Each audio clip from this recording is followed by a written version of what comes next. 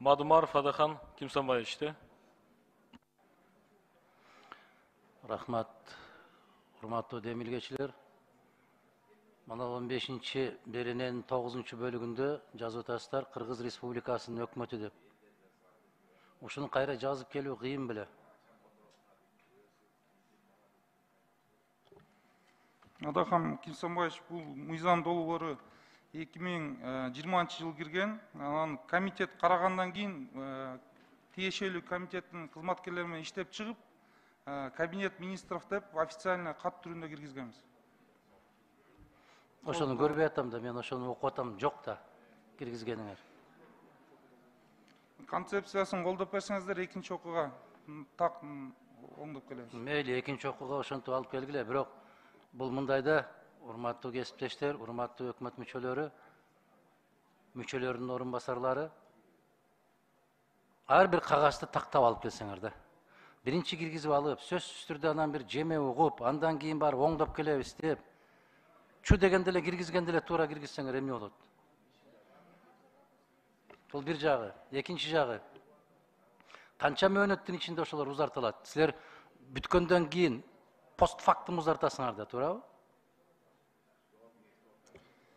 Адахан Кимсанбаевич, рахмат сурооңузга. Бизде АИС паспорт деген система бар. Ал жерде биз күн сайын анализ кылып турабыз. Мисалы үчүн май айынын ичинде же июнь айынын ичинде канча паспорттун мөөнөтү бүтөт, так анык көрө алабыз. Мисалы үчүн июнь айында өзгөчө кырдаал кирип атса, ошол мөөнөткө бул узартылат. Мисалы үчүн уже 50 000 паспорт болсо, ошонун баардыгына тиешелүү болот да. Мына ошол кырдаалдын убагында бүткөн паспорттор жана жаран эмеси, мөөнөтү бүткөн паспорттор. ошол тышкы биздин жарандар эместерге гана тиешелүүбү же биздин Кыргыз Республикасынын жарандарына да тиешелүү болобу ушундай жеңилдиктер? Бул жерде мына мыйзамдын биринчи бөлүгүндө жана регистрация иностранных граждан деп атабыз, ошо бул чет өлкөлүк жарандарга тиешелүү болот.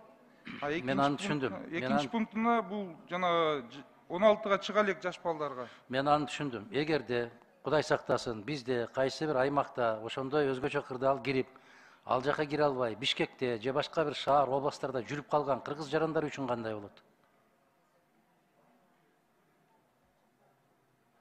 Мисалы 16-га чыкты, паспорт ала албады. Же паспортунун мөөнөтү бүтүп кетти. Анда кандай болот?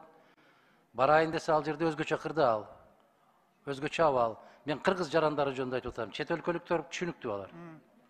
Ал кезекте жана кабинеттер министринин токтому чыгат.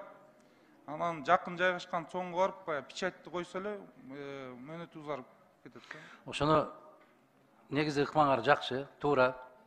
Ошону мындай алып койсоңор да, баягы тейлөө борборлоруна барганда биз көрүп атабыз, көчөгө чыгып кеткен кезектер.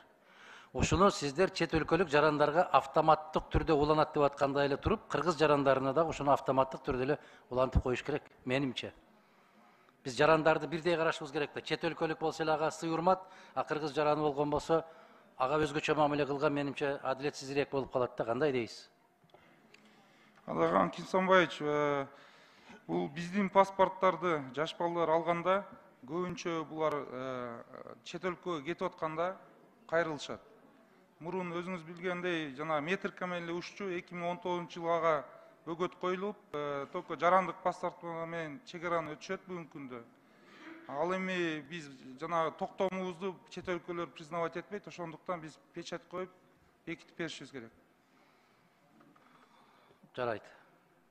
Адахан Кимсанбаевич, бул мыйзам долбоору 2020-жылдын 5-октябрында өкмөттөн жактырылып кирген. Ошол кезде Кыргыз Республикасынын өкмөтү деген түшүнүк бар. Ал эми министрлер кабинети деген түшүнүк 2021-жылдын 5-майынан киргендиктен бул алга чейин кирип калган. Экинчи окуунун алкагында редакциялык мүнөздө биз ал сөздөрдү алмаштырып койдук. Мен аны түшүндүм. Ошону айтып атам. Биринчи эле киргизгенде эле ошентип түздөп киргизбейсиңер деп атам. Маселе жок.